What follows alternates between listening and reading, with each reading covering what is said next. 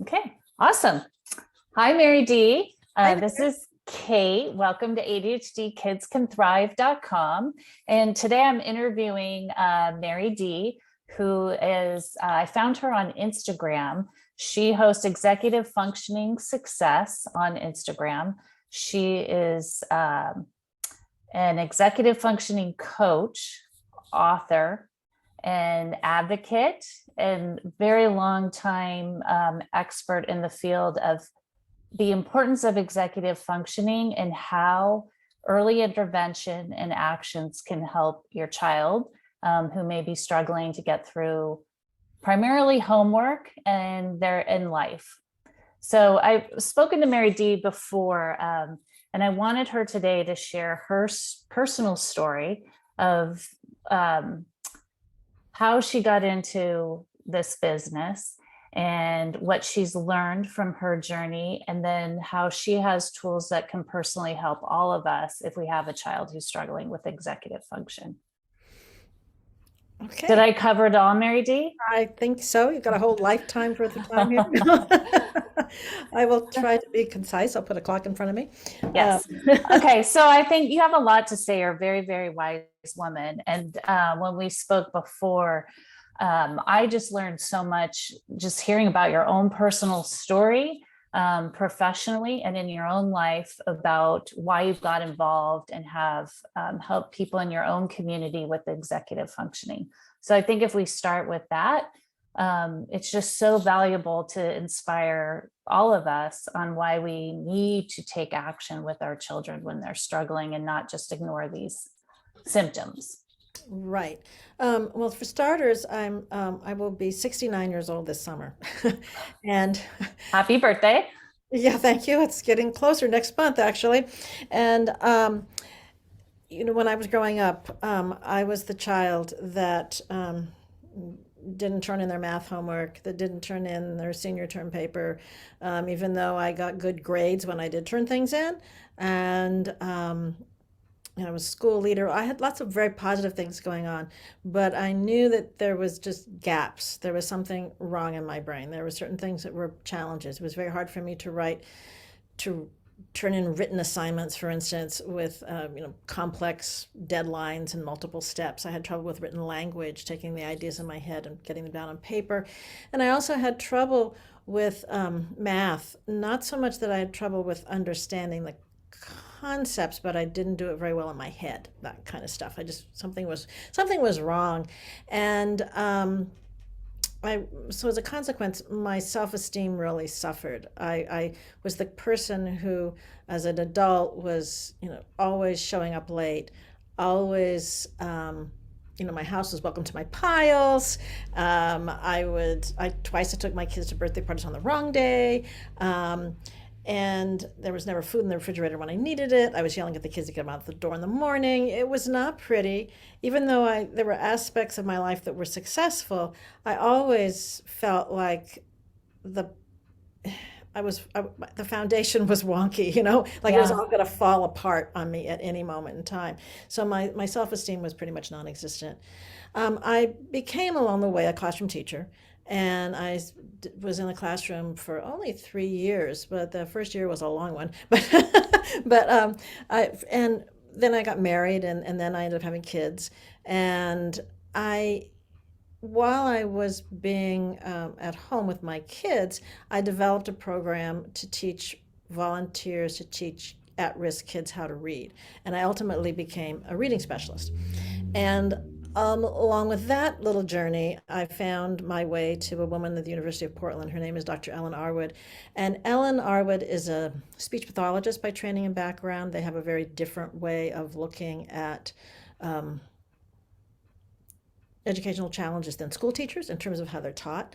Yeah. And so I found myself in this classroom. I went to get ideas to teach kids how to read, but I went up to Ellen on Friday of that week and I said, Ellen, I came here to get information about how I might help kids learn to read, but you've given me this tiny glimmer of insight into my own behavior connected to this time management stuff. I'll pay you anything, because I was struggling so much. I'd spent 40 years of my life. I was 40 years old at the time. Um, 40 years describing myself as an underachieving procrastinator. There was a disparity between what I could do and what Yeah. got produced. And I didn't know what that problem was. And this was back in 1994, which I think I did the math the other day. I think it's actually being me with math and numbers, right? Mhm. I think it's like 27 years ago or something horrible. I was like, 27 years ago, good grief.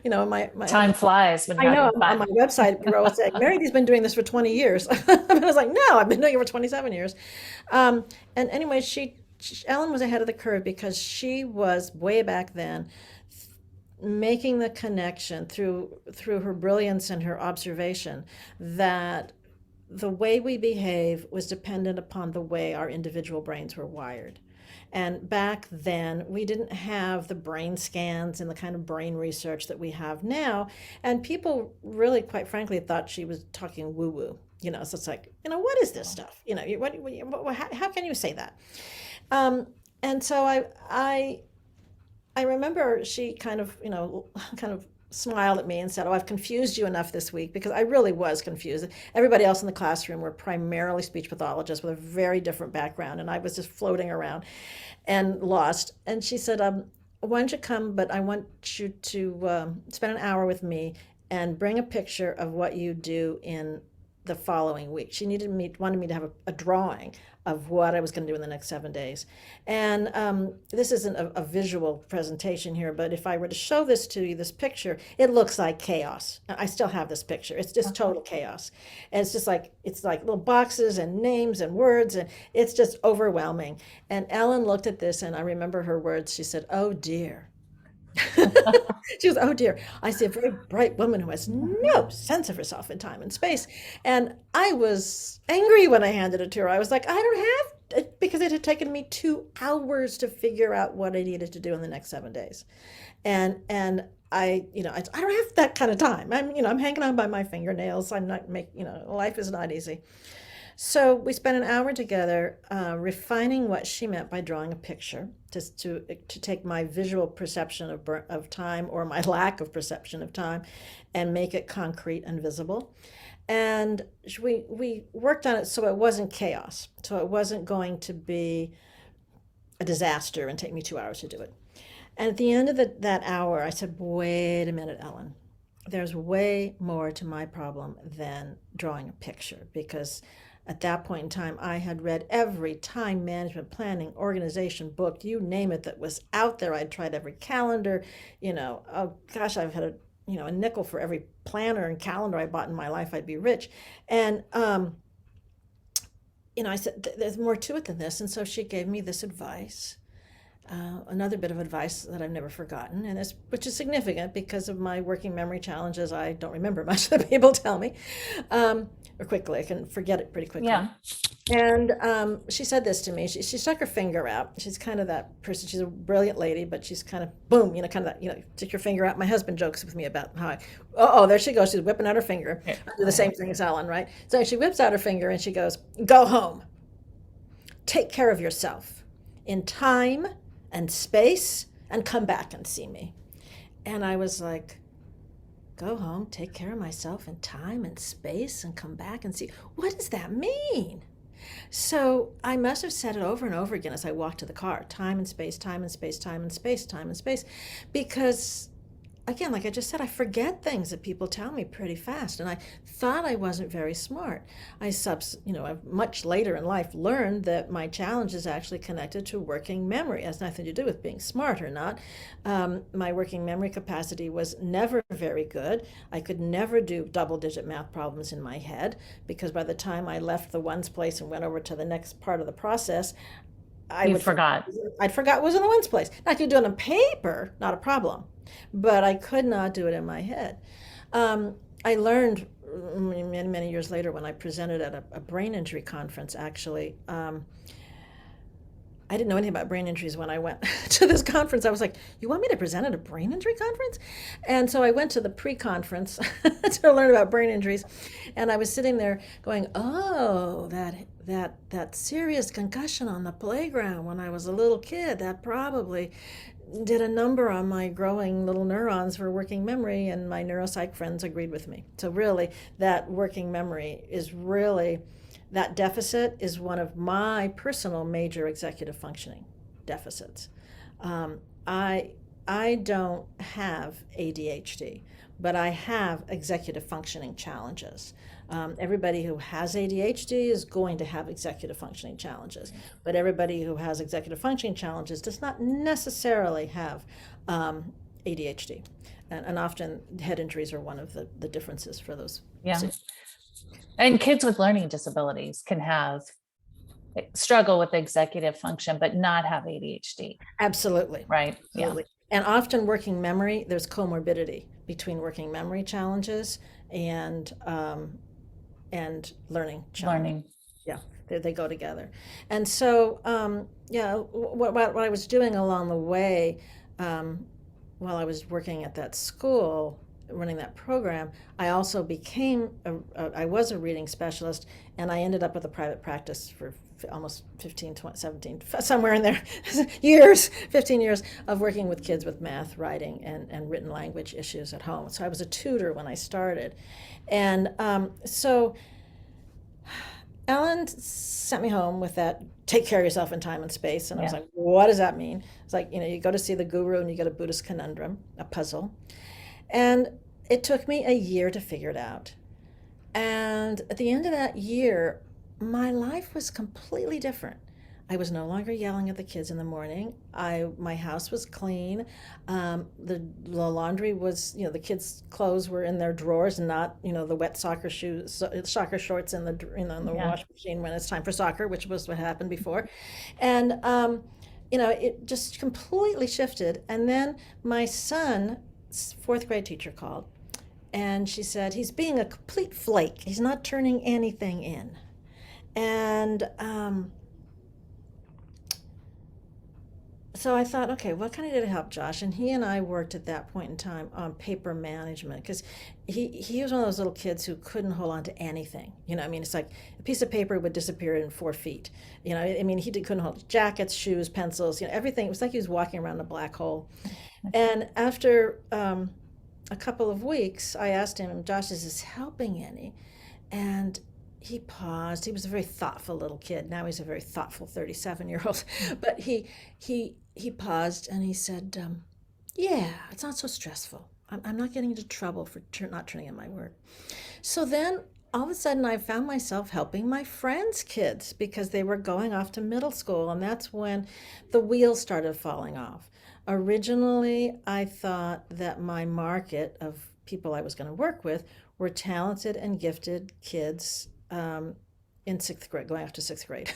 They had enough support to come through, but then when things got too complicated for their brains and everything fell apart. And so that's what I started with. And then for 15 years, total strangers arrived on my doorstep looking for help with their kids, who particularly starting again in middle school. It expanded over time into Yeah. a whole bunch of different age groups. And so what I did during those 15 years was I designed a program, a workbook. And it's a unique program to teach time management, planning, and organization. And it's actually from the perspective of the brain. Now, when I started this, I wasn't so much into the brain science that I am now, because there wasn't even that much brain science available on this topic. But what I did with these people would show up, and I would use two skill sets that are unique to me, unlike most people who are out there. Number one, I have this time management challenge problem, a brain that doesn't just naturally do it for various reasons. And most critically, I am an educator. I am a reading specialist, and I understand how to teach things in a very carefully scaffolded program so that learning happens. So that's what sets me apart, and what I do with my program called Seeing My Time. Unlike most coaching setups, I didn't come at it from a coaching perspective. Right. I came at it from an educational perspective, and how do you get learning? And so that's kind of my story. I ended up, people asked me to publish that program. And at the time I thought, who would buy it? I mean, I just made this around my dining room table. And right around that time I decided to do it, I received a report from a local child neuropsychologist in Portland, Oregon. And in the, she had referred someone to me. And in the recommendation section of her report, it said, we're so lucky to have Marydee Sklar in our community. She's an expert at teaching executive functioning skills. And I read that line, I went, I am? Yeah. What are executive functioning skills? I'd never seen it. This was somewhere, it was before I actually had gotten the workbook published. I was working on that concept. So it was somewhere, it was published in 2010. So it was probably around 2000, late 2008, 2009. And Okay. the phrase executive functioning was just beginning to show up in psychological testing reports for Yeah. kids and IEPs and stuff. It was just beginning. And nobody knew what it was. You know, I mean, it was like, what is this executive functioning I thing? still think it's not exactly clear at the parent level. Yes, you know, There's well, I'm not not, a, yeah, maybe with scientists too, it's not 100%. it's not 100%. It's not 100% with educators. It's not 100% with the researcher department either, because they're all still debating just what constitutes executive functioning, you know. And I don't know. I personally am not that interested in all the stuff. I'm Yeah. this real pragmatic person. It's like, you're having trouble turning stuff in. You're not showing up on time. Yeah, here, let's try this. Right. But what I do is different in that I don't, because I came to this conclusion over the years. I don't start with the strategies. I don't start with telling a kid or an adult, like I said, now, you know, I've sold thousands of these workbooks now, I mean, around Yeah. the world, and I train people around the world to teach this. It's taught in schools, it's taught in a lot of therapeutic one-on-one situations. Um, anyway, I don't start with the strategies, you know, use this planner, use this clock, use this, you know, which is where everybody instinctually wants to go, because people who do this well, they use these tools and they just say, do this, you know. But Right. when you're dealing with someone whose brain doesn't naturally do time and is in the present, okay, that's what ADHD brains are typically like, is they tend to live only in the present. They're in the right now. They don't have a strong capacity for future. You know, future does not exist. Right. And so that's the problem, is that they never pay attention to the future. They're all engaged in the present. So when you hand someone like that a tool, a kid, particularly a young person, they'll go, I tried that. I tried it one Yeah. time. You know, my teacher gave me one of those once and it didn't work, you know, and so therefore I'm never doing it again. So in order to get buy-in for using the tools, which work, you have to get past their resistance points. Is I teach them a lot about their brain. We discover what are your strengths, what are your weaknesses, and then we talk from the executive system's perspective, and then we talk about the tools and the strategies afterwards. Because why my program works is I teach people how to think Right. Get the about, frontal lobe going. yeah, and problem solve. But you Yeah. have to build it. You know, you don't just dump it all in their lap at one time. It's very much a step by step by step, little by little process. In fact, that's the first page 2 in the workbook, says little by little change happens, because parents and teachers want a magic wand. Yes. Fix this kid, give them a pill, fix this, get them done, turn this in. I don't want to worry about this. I got another other stuff to worry about, you know.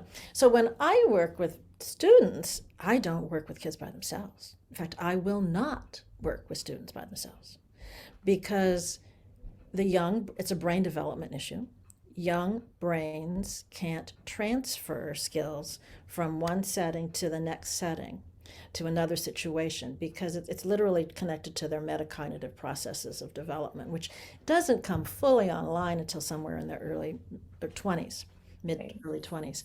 Right. So that's why how I work with people. I work with parents and the kids because the parents are critical to become the child's coach, if you will, not the micromanager. And I help the parents figure that out. It's not the same thing. It's not you telling them what to do. It's not you doing it for them.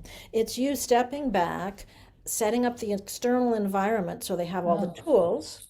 Okay, the tools right. have to be in place, and then you have to stand there and watch them fail. Right. How I tell people is you're a coach, and the coach can't go on the field because what parents do is that we don't want our kids to suffer. We don't want them to hurt because when they hurt, who else hurts? We do. We do. Right. We don't want to hurt. And we can see we've been around long enough to see the cause and effect of their choices and what it's going to look like, and it's not pretty. Okay. Yeah. And so you want to jump in and stop that from happening. Parents either yell on the side. I had one parent, dad says, "Oh, I'm the coach on the sideline who yells at them. Like, why the heck didn't you do it?" And then another mom, she was great. She goes, "Oh, what I am, I put my arm around my little baby and I get in the middle of the field and I push everybody out of the way. So I'm getting them to the goalpost. But neither one of those things, behaviors as a coach, create an effective adult. And that's what you're looking for. Right. And what we learn, unfortunately, is when we mess up. But see, the coach then on the sideline then comes up to the end of the game and says, didn't go well today, did it? Well, you know what? Go home, take a shower, chill down, chill out. We're going to always have great days. Tomorrow, we're going to look at this again about what we can do differently next time. So that's the parent's role. Is like, okay, the tools are there. We've talked about it, but they elected not to use them, right? That's Right. the choice. And then they crash. You didn't turn that paper on time. Oh, you were up all night doing that. Oh, so what can we do differently? Let's sit down and think about what are the tools? How could you have used a calendar? How could you, but you don't tell them. You say, how could you do it? What would you do? Because it's really developing that metacognitive awareness is why Seeing My Time works so well. And I teach the parents how to do that so that they support their kids to become independent because that's the goal. I know right now everybody wants an executive functioning coach to just tell my kid what to do all the time and so it gets done. Or sit next to them so it gets done. And that's not developing independence in my book. I'm done with people. I mean, I send them through my program, and 99.9% of them I never see again until years later I get emails from them telling me how they, still using my tools and, all Yeah, this that's great. stuff all the time. Does that give you kind of a picture? Yeah, that was amazing, Marydee. So my question is, so if somebody's listening to this and they want to use your services, how should they go about doing that? You want to go to my website, executivefunctioningsuccess.com. It's a terrible name, but that's how you find me. executivefunctioningsuccess.com. It says it all. It says it all. And there you can learn all about our programs that we have. We have, I work with people. I tend to work more with adults at this point just because of my age. I don't have the energy to work late in the evening with teenagers anymore. But I have some wonderful people that I've trained that work with me and that we work with. So we cover ages and we do things from distance all over. We were doing Zoom before COVID. We were working with people. And we also do live sessions here in Portland, Oregon. Okay. Yeah, and I have a book that the parents might want to be as a good starting point. It's called 50 Tips to Oh Help yeah. You Succeed. Yeah, there you got it. Thank Right you. there. If you can see it. Yep. And so that was very carefully written with parents in mind because I realize how much work it is. And to read a whole book, so many of the books out there on executive functioning, you read them and you go, okay, now what? Yeah. And I really wanted to be very practical. I'm a very practical oriented person. What do I do now? And so there's Yeah. 700 words or less, you've got an idea. Yeah, no, I've read the book and I think it's very helpful. Lots of great tips and the graphics are very helpful too. I think just keeping it simple and give us a good starting point Yes. until you get to the next level where you're ready to bring in intervention to support you and the family. Yeah. Yeah, And, it's and you terrific. Yeah, and you do want to support the whole family because it changes the dynamics. When you have a child who is struggling, it negatively impacts the whole family. And Yeah, and so that's why I find working with a family so powerful and so gratifying is that it shifts. Everybody has the same vocabulary, they're coming out with the same set of tools, and they start to understand the differences in each other's brains. Because when parents come to my program, they're my client just like the student is.